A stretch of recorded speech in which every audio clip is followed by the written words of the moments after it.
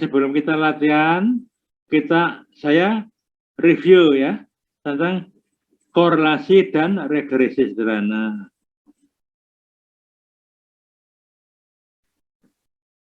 Jadi penting saudara ketahui adalah saudara harus mampu ya membedakan antara korelasi dan regresi. Ya, tentu ada bedanya itu. Kalau nanti sudah tahu bedanya enak gitu ya. Saya ingin ini korelasi atau ingin regresi. Kenapa saya ingin korelasi, tidak regresi? Atau kenapa saya ingin regresi, kenapa tidak korelasi ya? Itu penting. Tentunya kita milih korelasi atau regresi itu tergantung pada datanya. Kalau data itu data sekunder agak sulit, terutama data yang saudara kumpulkan sendiri. Gitu ya. Untuk apa data itu kumpulkan? Kalau harus pakai korelasi dan regresi atau sebaliknya gitu ya. Baik, nah kita mulai aja. Kita mulai dengan korelasi. Korelasi. Ko sama-sama relasi ya. Kalau sama-sama relasi itu berarti ada bukan satu sisi ya, tapi dua sisi. Ya. Kita mulai dengan dua sisi aja ya. Jadi korelasi namanya bivariat.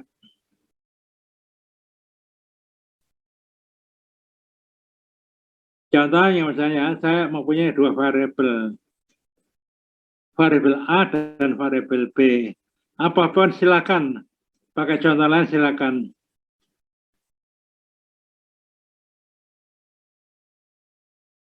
Kemudian variabel A dan B itu saling tergantung. Saya ingin tanya kepada saudara ya. Apa bedanya saling tergantung dengan tergantung? Abdullah.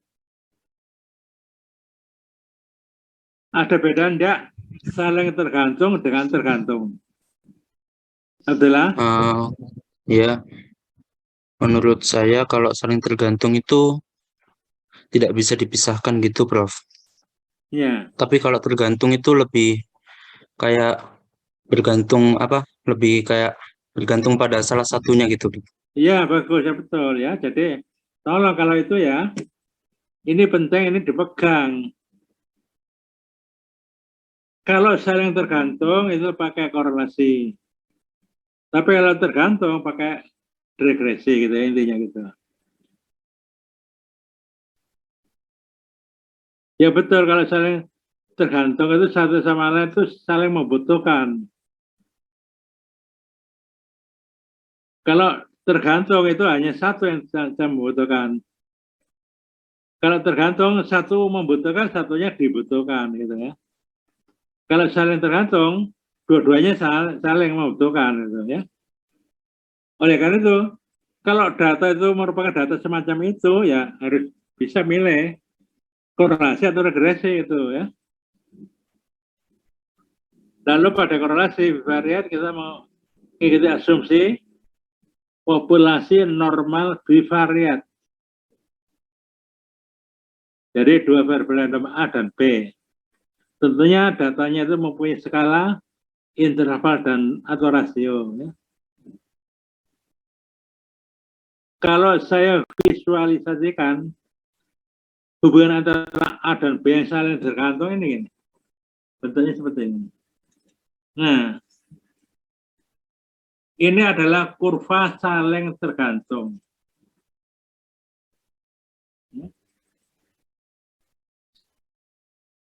Saudara bisa membuat gambar gini ya, dengan ini. Dengan itu program R. Silakan kalau ingin mencoba, download R, enggak bayar. Bisa dipakai seterusnya. Kalau SPSS kan bayar. Atau kalau itu download, itu ada namanya trial, mungkin itu berlaku untuk 1 bulan. Selebihnya kita harus bayar biasanya gitu ya. Kalau R ini tidak bayar seterusnya, bebas. Namanya saja open sources. Siapa saja bisa download. Ya. Kalau saudara sudah punya R, ini pakai ini aja, ngikutin aturan ini aja, urutan ini aja. Ini untuk menggambarkan tadi kurva tadi itu. Kalau ini kontur, ini menggunakan apa? Irisan. Kalau kurva tadi itu saya iris, ya, iris seperti roti ya. Itu menjadi kontur, itu ya, seperti ini. Jadi kalau kita program ini, hasilnya ada ini. Ini kontur ya. Nah, ini irisan dari kurva tadi.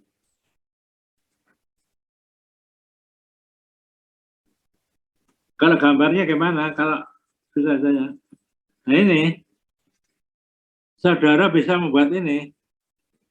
Tapi terus terang aja untuk SPSS nampaknya tidak menyediakan fasilitas ini.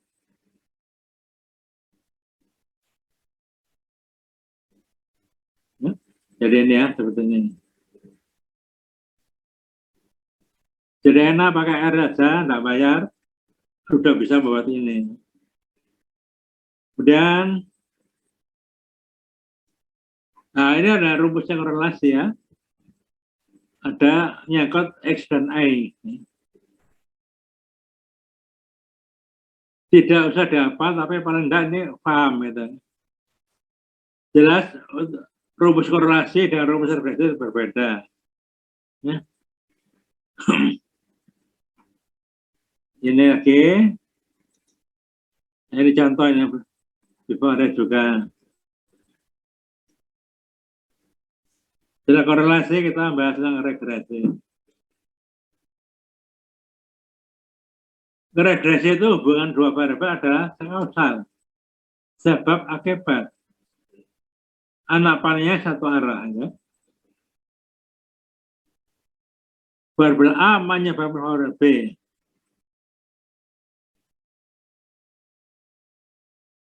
Jadi kalau A itu saya tingkatkan, maka variabel A, B meningkat atau menurun. Ya. Dan dua variabel itu mempunyai skala interval atau rasio seperti korelasi. Ya. Nah ini contoh gambarnya. Ini adalah khas untuk regresi. Beda dengan korelasi yang menggunakan bentuan tadi.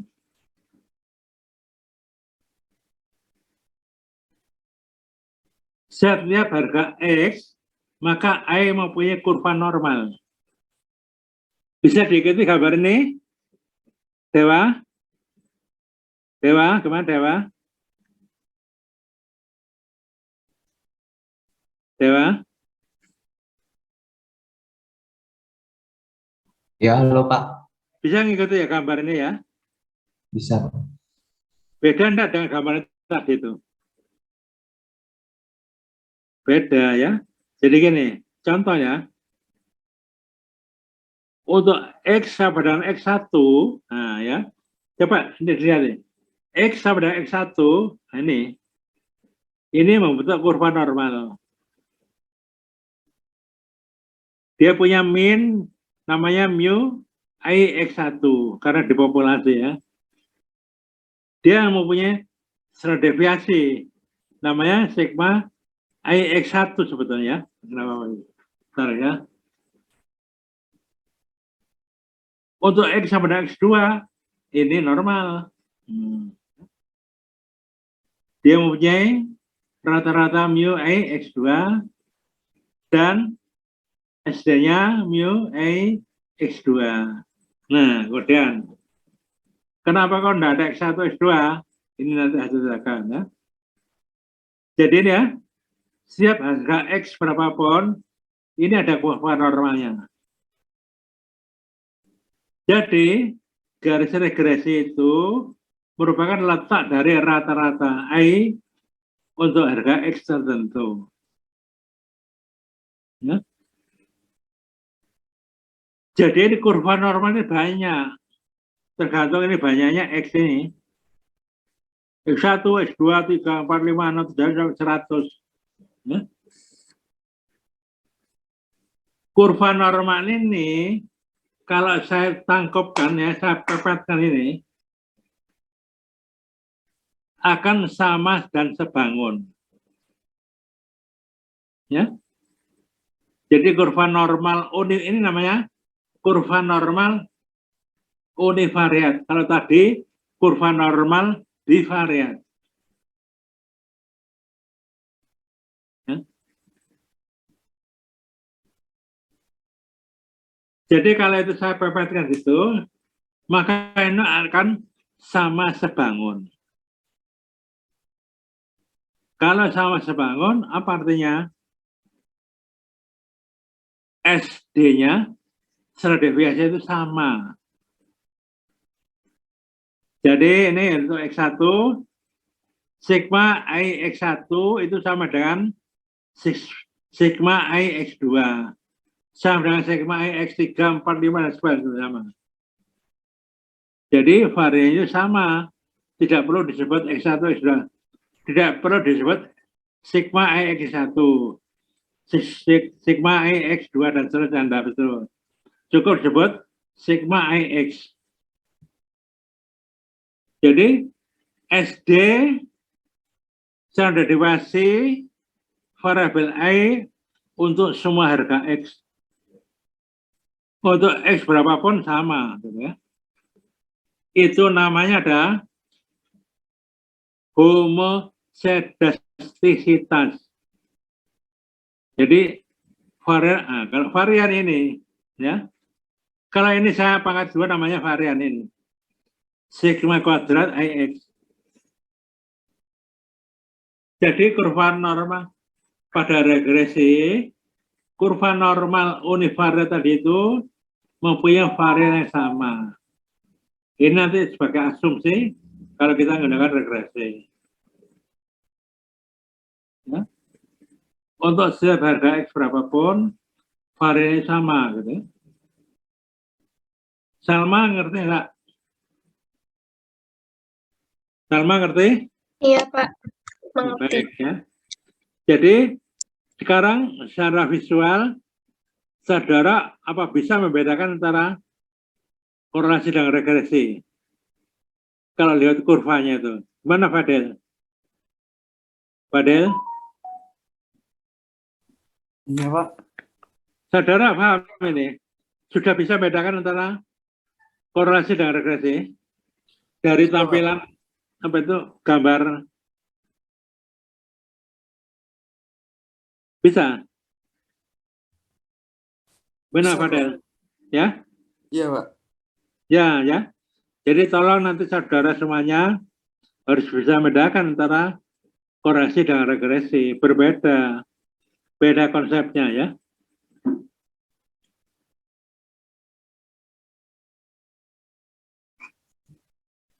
Nah, prinsip model regresi apa? Bisa digunakan untuk meramal.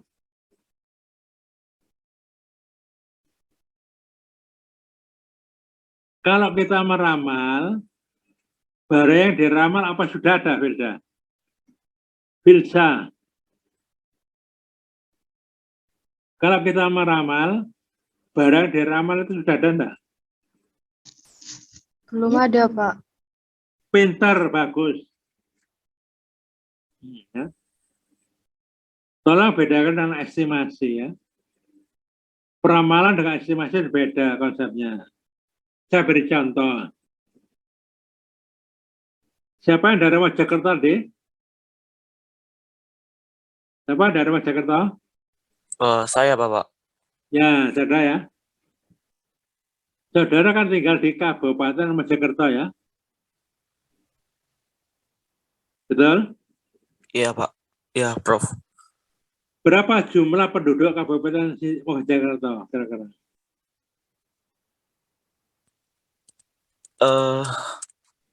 Kira-kira tidak apa-apa.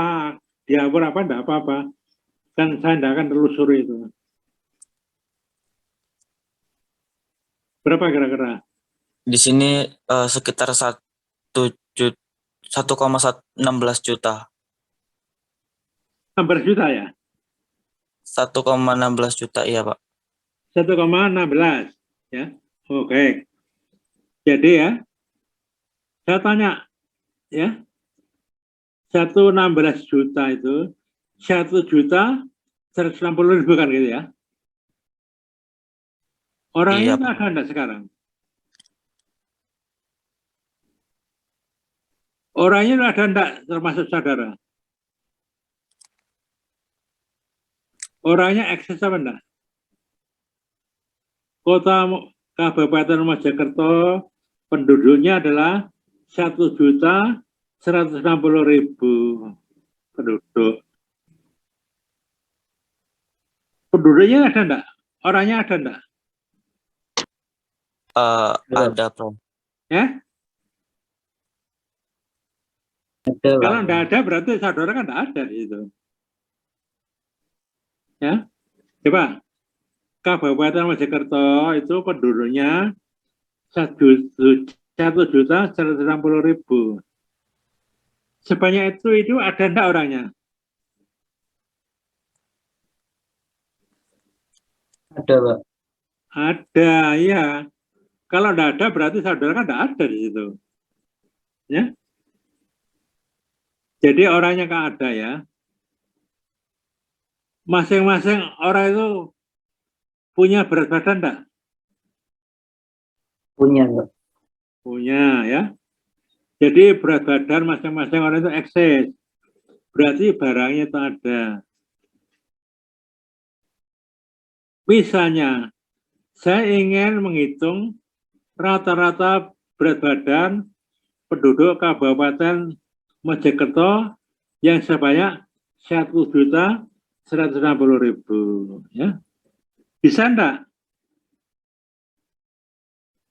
Bisa enggak? Bisa. Bisa. Jadi, ngitung berapa rata-rata dalam waktu sekejap. Bagaimana caranya? Bupati Mojokerto merekrut 1.160.000 ahli gizi. Ya, masing-masing ahli gizi diberi timbangan berat badan. Masing-masing ahli gizi dilengkapi dengan handphone untuk berkomunikasi dengan Pak Bupati. Kemudian Pak Bupati menyediakan komputer yang canggih, komputer untuk big data. Nanti semua itu bisa terkirim situ. Gitu ya. Kemudian HP-nya sudah di-set dengan masukkan angka itu otomatis masuk ke komputer tadi itu. Kemudian masing-masing ahli gizi mendampingi satu orang penduduk Mojokerto dengan membawa timbangan dan HP. Ya. Nanti tunggu perintah Bupati. Bupati ini persiapan, nah, supaya bersiap. Masing-masing ahli gizi sudah mendampingi masing-masing orang di Kabupaten Mojokerto. Sudah siap dengan timbangan, persiapan timbangan diucapkan, sudah dikalibrasi, persiapan juga itu HP. Ya. Perintah kedua, ukur berat badan, serentak ukur berat badan. Ya, jadi itu sudah masuk dalam itu. Sudah masuk dalam HP tadi itu masing-masing berat badan orang. Kemudian perintah berikutnya adalah kirim ke server Pak Bupati. Begitu 1.160.000 serentak masuk ke sistem komputer. Buat Pak Bupati tinggal pencet, klik, keluar itu rata-rata berat badan penduduk kota Kabupaten Mojokerto. Itu bisa ya. Tapi berapa besar biayanya? Kalau satu ahli gizi itu diberi honorarium 300.000. 300.000 kali 1.190.000. Dilengkapi dengan timbangan yang canggih. Begitu berdiri langsung otomatis itu. 1 juta sudah berapa? Belum nanti apa? HP yang canggih tadi itu. Belum nanti server komputer besar nanti. Ya boleh jadi itu miliaran itu. Bisa possible tapi difficult. Ya kan? Possible mungkin tapi sulit. Sudah. Oleh karena itu cukup tidak ambil semua. Ngambil sebagian. Kalau ambil 40 orang saja. 40 orang dari 1.150.000 diukur berat badannya, lalu dihitung rata-ratanya, rata-rata berat badan dan sampah digunakan untuk mengestimasi berat badan di populasi. Itu namanya estimasi. Barangnya ada tapi kita sulit menjangkaunya karena biayanya besar. Ya, itu bedanya. Itu namanya estimasi. Estimasi barangnya ada. Namun kita tidak mungkin menjangkau. Apalagi kalau ini seluruh Indonesia. Ya. Itu bedanya antara estimasi dan prediksi. Kalau prediksinya barangnya itu belum ada, diramal. Coba, saya prediksi nanti malam turun hujan lebat di Bali. Apa sudah tadi? Belum tentu. Apa nanti jam malam nanti ya hujan? Juga belum tentu, nggak tahu. Ya, tolong saudara harus mampu membedakan antara prediksi dan estimasi. Ini contohnya. Prediksi bisa untuk peramalan nanti kita coba.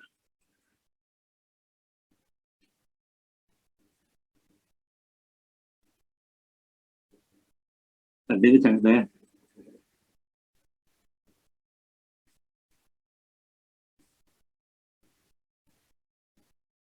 Selain untuk peramalan, regresi bisa untuk mengestimasi dan untuk menguji hipotesis. Nanti kita cerita pada waktu kita latihan data. Ya. Jadi regresi bisa untuk prediksi, untuk estimasi, dan bisa untuk uji hipotesis. Ya. Nah, sekarang udah definisinya ya kita.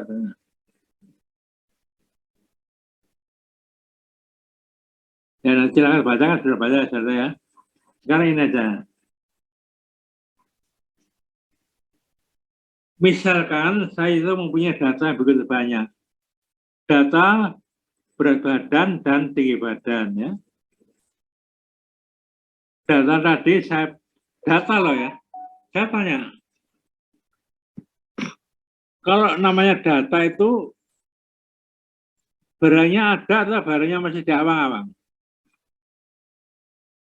Ada, Prof. Ada. Ada ya, bagus. Ya itu penting. Kalau data berarti ada barangnya itu. Tidak di awang lagi. Oleh karena itu namanya itu, data itu adalah data yang teramati, observed value. Ya. Nah. Lalu data banyak itu saya plot ke sebuah action. Ini gambar tadi itu. Ini ada pertanyaan. Dari titik ini ada kira-kira ada berapa garis yang bisa saya buat?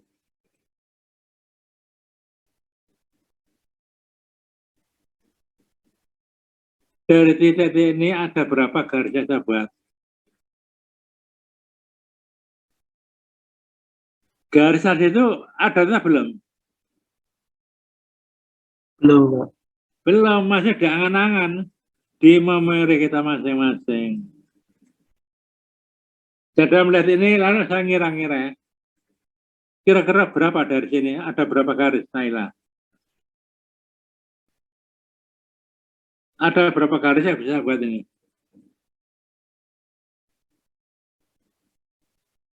Naila, Iya, Prof. ada berapa garis? Sepertinya 1. 1 ya? Iya. Ya baik.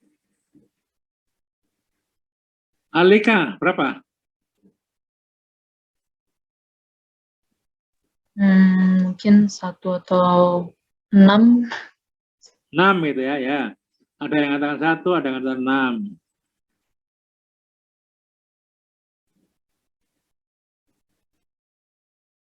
Dewa, ada berapa garis kira-kira menurut Dewa?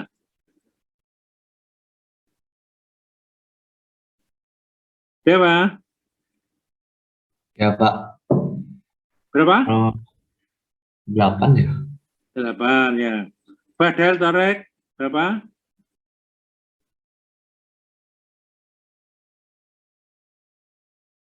Fadel, ada berapa garis di sini?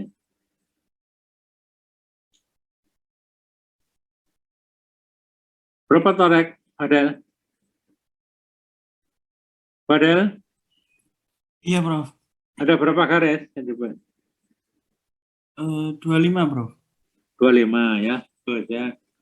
Jadi beragam yang ada 1, 6, 8, 25.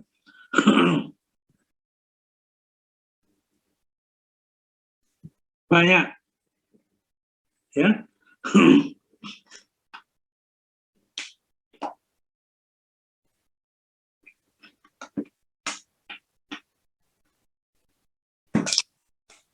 Jadi banyak garisnya itu.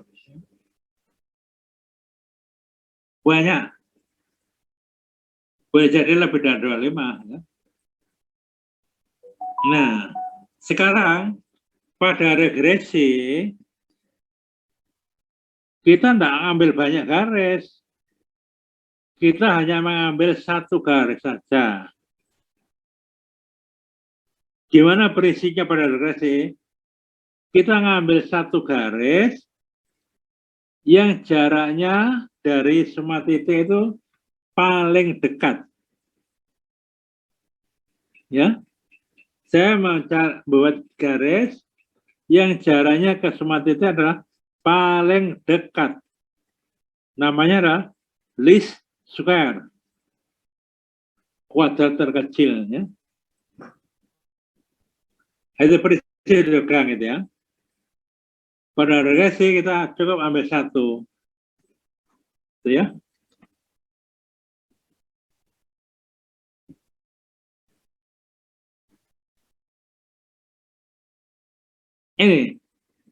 Ini contoh. Kalau datanya itu memang lurus gitu betulan, maka kita bisa membuat itu garis lurus. Jadi aja di sini garis regresi lewat semua titik artinya gitu. Jangan dibalik ya. Jangan titik berada di garis regresi, tapi garis regresi lewat titik. Ya beda loh.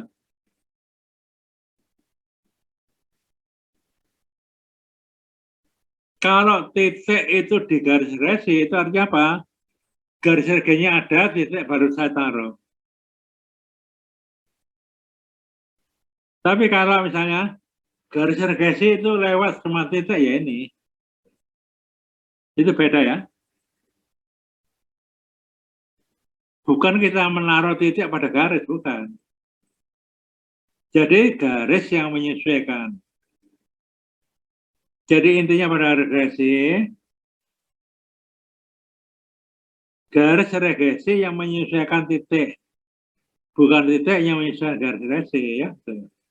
Penting dipegang itu.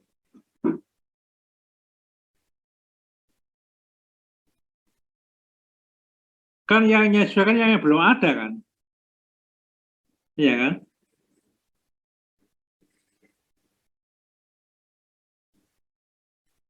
Yang menyesuaikan yang belum ada.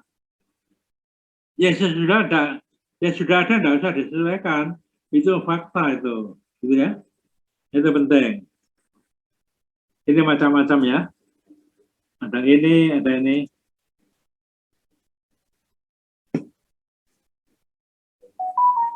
Nah, kemudian kita ini harga sini. Nah, ini ada model regresi di populasi. Ya. AI sama dengan beta 0 plus beta 1 XI plus random error atau epsilon I. AI adalah variabel dependen atau variabel tergantung atau variabel respon.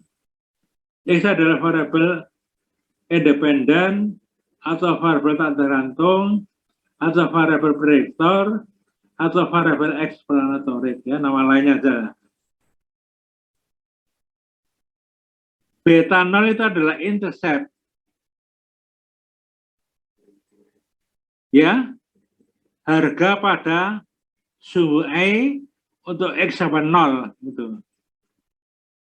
Jadi beta 0 itu terbentuk karena regresi memotong sumbu I. Tapi kalau regresi tidak memotong sumbu I, tidak akan terbentuk beta 0. Beta 0 itu ya. Beta 1 itu namanya adalah slope. Slope itu bahasa Inggris. Orang Belanda bilang slope. S-L-O-O-F. Tukang batu nggarap slope. Pernah dengar enggak? Kalau orang bangun buat slope dulu. Ya. Ibu-ibu dulu, kalau pakai kebaya, pakai konde, pakai kain, lalu supaya mes itu pakai namanya selop. Kalau dulu selop itu jinjit, tinggi di belakang, rendah di bawah, itu namanya selop. Boleh jadi nama selop itu dari selop tadi itu, miring. Kalau sekarang nggak ada pakai selop itu ya, mau pakai sepatu cats. Gitu. Jadi selop itu adalah kemiringan ya. Ada sudut kemiringan tadi itu. Kemudian ini random error. Atau epsilon. Itu kan masing ada kan AI, XI, dan epsilon I.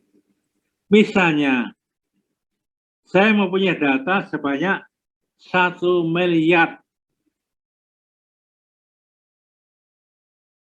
Orang pertama berarti I1 plus beta 0 plus beta 1 X1 plus epsilon 1, betul. Orang kedua gimana? Orang kedua bagaimana, Wahyu, coba? Baca. Menirukan saya tadi itu. Kalau orang kedua bagaimana I-nya? Wahyu? Wahyu? Wahyu? Wahyu?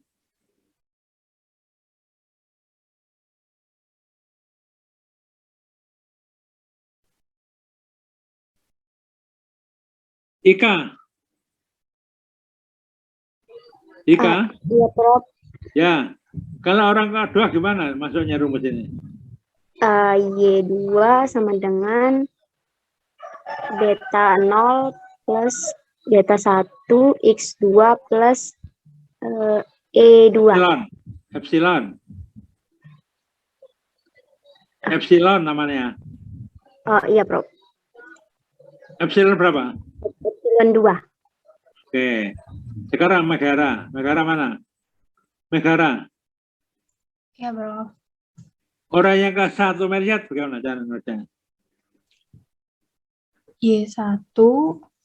Loh, satu ada Iya. kurang, 1. 2 tadi sudah. Orang yang ke 1 miliar, gimana nuliskannya? Oh, Y1 miliar. Beta 0 ditambah beta 1 dikali X 1 miliar ditambah epsilon 1 miliar. Persis, ya bagus. Jadi kalau saya tanya ya, dari data 1 miliar itu ya, ada berapa random error? Sri Dewi, Ada 1, Prof. ya? Ada 1, Prof.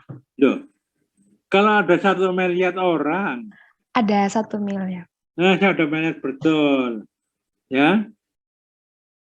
1 miliar random error itu, ya. Kalau saya buat kurva, kurvanya itu normal, betul ya? Jadi random error itu yang banyak tadi itu, kalau saya buat kurva, namanya kurva normal.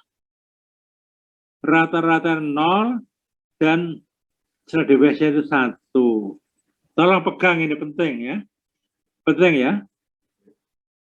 Penting nanti untuk membahas lebih lanjut. Makanya catat saja. Catat di kertas ya. Catat di kertas bahwa random error itu terdiri distribusi normal dan min 0 dan standar deviasi 1. Kemudian masing-masing random error catat di kertas. Soalnya nanti dipakai itu untuk latihan soal. Random error 1, epsilon 1 dengan 2, 2 dengan 3, 1 dengan 5, 1 dengan 1 miliar, dan seterusnya. Satu sama lain itu tidak berkorelasi. Jadi masing-masing random error itu independen. Catat di kertas nanti. Tidak usah balik-balik ini nanti. Ya, catat di kertas. Jadi namanya ada uncorrelated error. Ya, jadi random error satu sama lain tidak berkorelasi. Tolong pegang itu.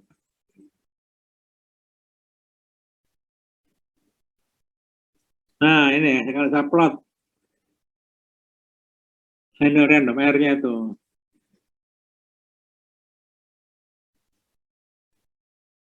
Jadi aja kalau ada 6, itu berarti ada 6 random error kan. Itu selisih.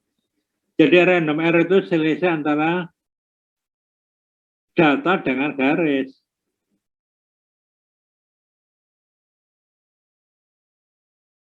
Misalnya ya,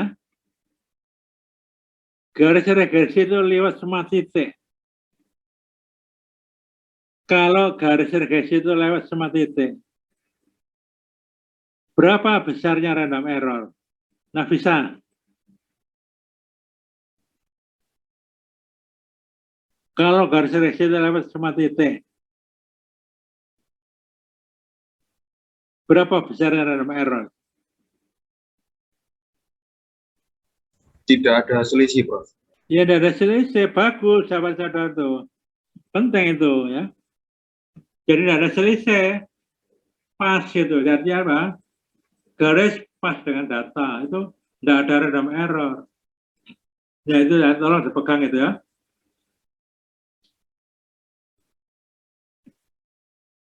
Sekarang untuk regresi sampel. Nah, ini ya. Ini regresi sampel. I topi sama dengan B0 plus B1 XI. Nah, ya. Kalau I topi itu apa? Namanya adalah nilai teramalkan. Nah, nanti itu pakai itu untuk meramal prediksi lah gitu ya.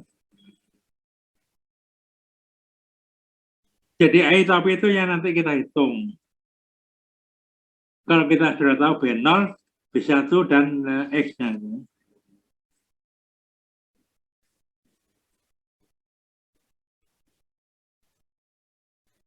B0 itu apa?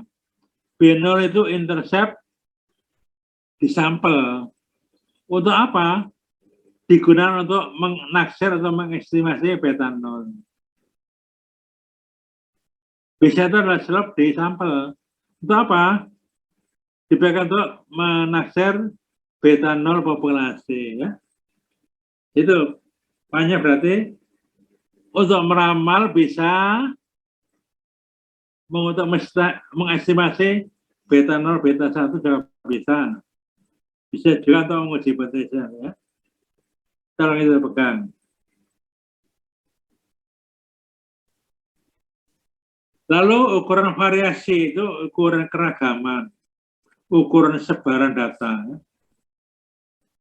Ada namanya SST atau Total Sum of Squares, SSR Regression Sum of Squares, dan SSC adalah Error Sum of Squares. Nah, nanti di SPSS bukan error namanya, residual ya.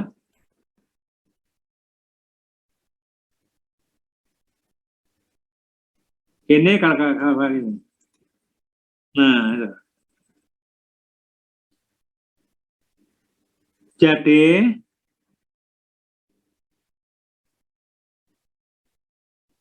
Jadi kalau SSC itu ada jarak titik ke rata-rata E. Ya. Itu ya. SSC itu jarak titik ke rata-rata E ini. Rata-rata ini dari sini. Ini total ya. Ini bisa dipecah dua. Ada komponen SSR dan komponen SSC. Saya tanya ya. Jadi ini ya, SSC sama dengan SSR ditambah SSC itu. Namanya adalah prinsip aditif. Jadi ya, tolong ditaruh kertas. SSC sama dengan SSR tambah SSC. Siapa? Misalnya SSC itu 10.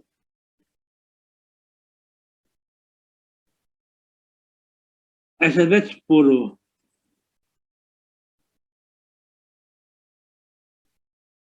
SSC 1.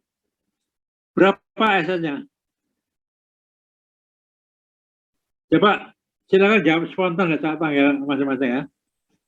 9. Ya? 9. Ya, bagus. Itu perimbangan. Kalau SSR-nya 0.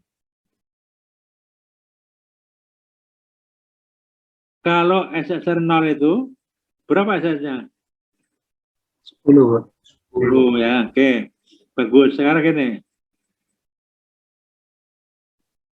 Kalau SSR itu 0, gimana posisi garisnya di bagian ini?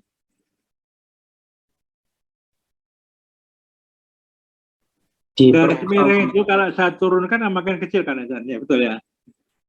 Ya. Garis miring itu kalau saya turunkan pelan-pelan, ya. Garis miring itu kalau ujung yang atas itu saya turunkan, SSC itu makin bertambah atau berkurang? Coba dilihat. Ya? Bertambah. Tuh. Masa bertambah? Itulah garis miring. Garis miring itu saya turunkan ke bawah. SSR bertambah atau berkurang? Oh, berkurang SSR-nya. Berkurang. Kalau SSR sama dengan 0, apa artinya itu? Berhimpit. Kalau SSR-nya itu 0, gimana garisnya? Berhimpit gitu. Pinter saudara ya. Berimpit. Berimpit dengan I itu berarti sejajar dengan X kan? Jadi besar kecilnya SSR itu akan menentukan ya. Besar kecilnya SSR itu akan menentukan apakah X itu berpengaruh pada I. Itu. Kalau SSR 0 berarti kan berimpit. Berarti tidak ada pengaruh X pada I. Tapi kalau SSR makin besar, SSR makin besar berarti SSR makin kecil kan? Oh, itu makin besar pengaruhnya X terhadap I gitu. Ya. Itu penting dipegang ya.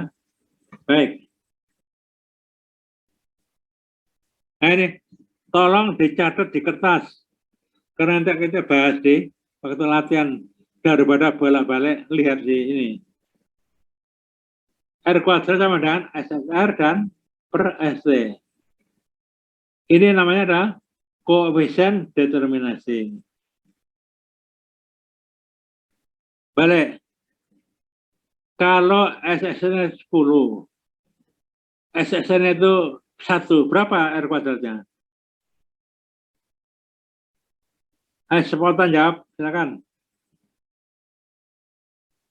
Kalau SSR 10, SSR 1, berapa R kuadratnya? 100. Loh, gampang loh. Anak pauta sudah bisa ngitung itu. SSR-nya itu 10. SSR itu 1. Berapa R kuadratnya? 10, Pak. 10. Dari mana 10 itu? 10 per 1. Loh, kok 10? Dari mana 100? Saya kan nggak ngomong 100. Coba pikir dengan tenang. SSR itu 10. SSR-nya 1. Berapa R kuadratnya? Oh, enggak. 0,1. Nah iya kan? Kan 1 per 10 kan? Iya, Bapak. Nah iya. Artinya 10%. Apa artinya itu 10%? Tolong catat di kertas nanti rumus ini ya. Nanti ditanya loh. Pada waktu kita ngerjakan. Kalau itu 10% apa artinya? 10% naik turunnya itu variabel dependen E itu dijelaskan oleh variabel independen X. Coba misalnya kalau SSR-nya 9, berapa R kuadratnya?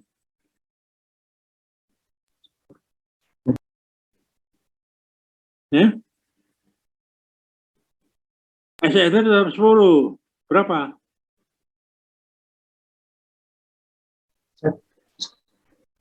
1, Bapak. SSR-nya 10 ya? Iya, kan saya bilang. Yes. Oh, berarti 1, Bapak. Berapa? 1, Pak. Dari mana 1? Saya kan bilang SSR-nya itu 10. SSR-nya itu 9. Berapa R kuadrat? 10 per 9. Ya? 9 per 10. Ya, 9 per 10 atau 90%. Artinya apa itu? 90% naik turunnya nilai I itu bisa dijelaskan oleh X itu. Jadi makin besar R kuadrat itu makin bagus. Coba kalau SSR 0, berapa R kuadratnya? Coba kalau SSR-nya 0 itu, berapa R kuadratnya? 0, ya? 0. 0% kan? Berarti tidak ada kaitan antara X dan Y gitu ya. Jadi R kuadrat makin besar makin bagus. Tolong dicatat nanti latihan. Nah ini, tolong juga dicatat di kertas. Nanti kita akan bahas ini di komputer di SSS. SIX itu adalah taksiran dari apa? Sigma IX tadi itu ya. Rumusnya berapa? SSE dibagi N kurang 2. Catat di kertas. Daripada nanti lihat bolak-balik kan. Karena sadar tidak akan nutut nanti. Sadar nanti pada waktu kita ngerjakan SSS, itu dengan data saja. Tidak perlu bolak-balik ini. Kelamaan ya. Jadi makanya persiapan. SSE sama dengan akar SSE per N kurang 2. Ya. Nah ini, gerak baku taksiran merupakan taksiran dari Sigma IX tadi itu ya.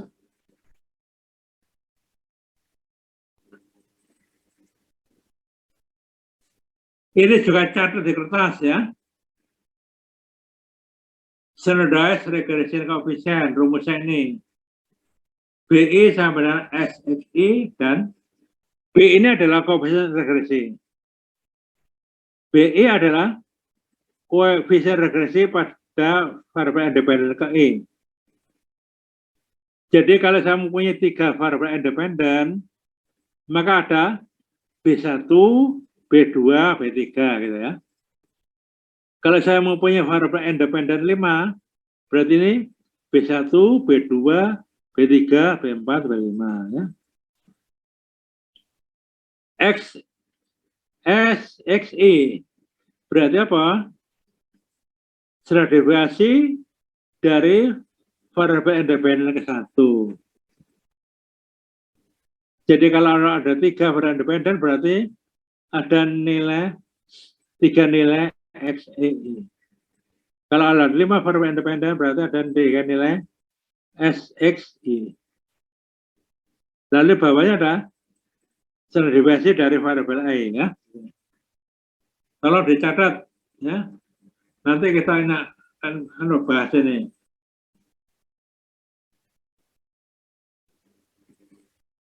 Nah, ini juga dicatat.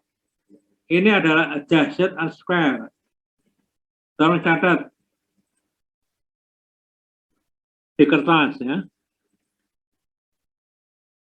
Adjusted and square adalah dengan 1 kurangi 1 min R kuadrat kali N min 1 dibagi N kurang 1 kali K per 1.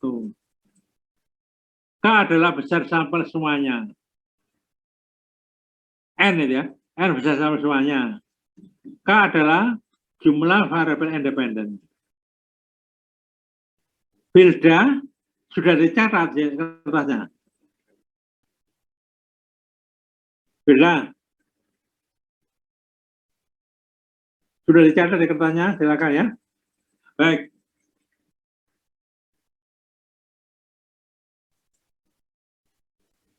Nah ini asumsi. Ada 4 asumsi ya. Ini untuk asumsi linear sederhana. Pertama adalah asumsi normalitas. Ini ada 2 pilihan. Untuk masing-masing nilai X, I terdistribusi normal univariat. Pilihan kedua, nah ini tadi saya katakan tadi loh, makanya saya cerita, tolong dicatat. Random error atau epsilon itu punya distribusi normal. Kenapa saya suruh nyatet di kertas tadi itu? Karena ada kaitan dengan asumsi ini. Yang kedua adalah asumsi linearitas, garis lurus.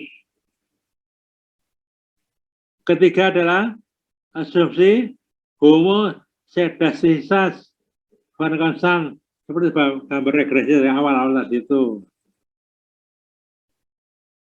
Keempat adalah masing-masing random error satu sama lain tidak berkorelasi atau independen. Kenapa saya minta untuk nyatet tadi itu, ciri-ciri random error tadi itu, ya. Baik.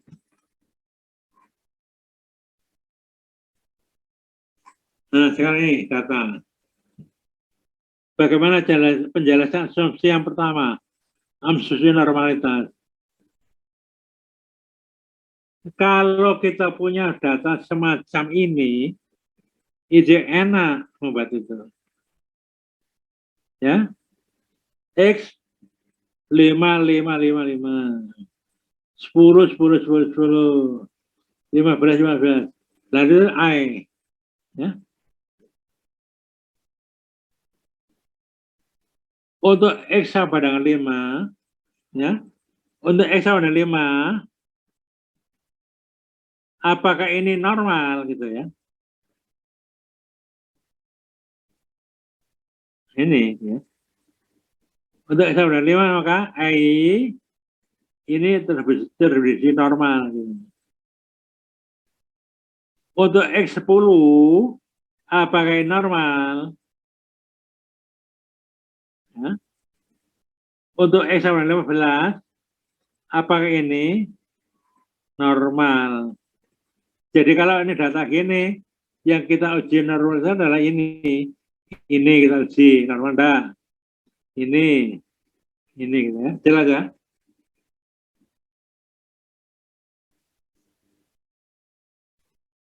Ini latihan.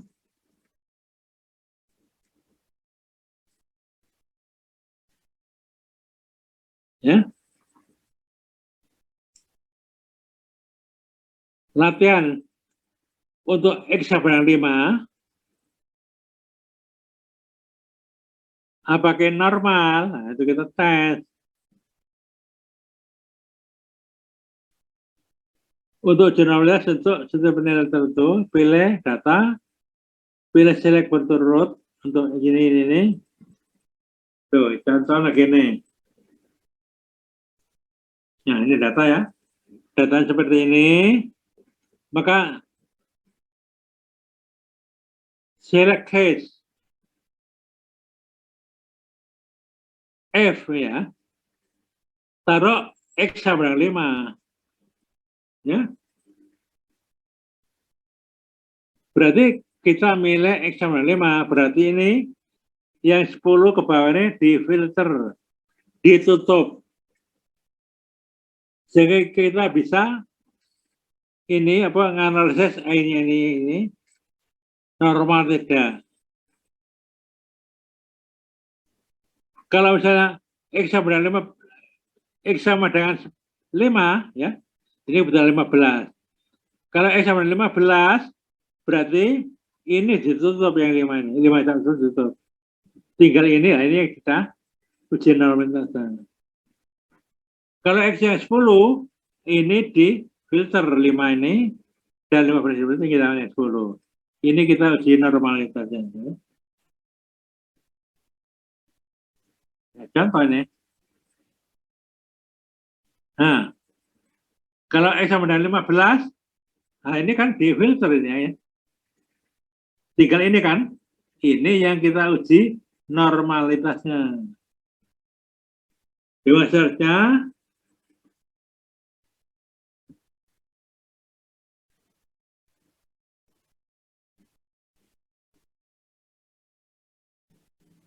ya ini sekitar ya. Nah ini masing-masing X sama dengan 5, 10, dan 15 akhirnya diuji normalitasnya pakai kalau logaritma Smirnov ya. Jadi normal itu ya. Kalau datanya kita itu, kalau enggak nanti pakai yang random error atau residual ya. Kemudian asumsi ketika itu homoscedastika ini gambarnya. Nah ya, nah, inilah sigma X, sigma X ini kan sama ya.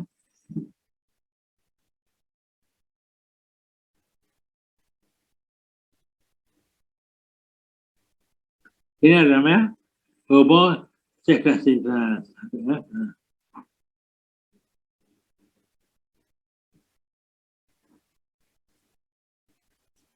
Ya sudah best. Sekarang latihan data. Ini saya kan ada pertanyaan.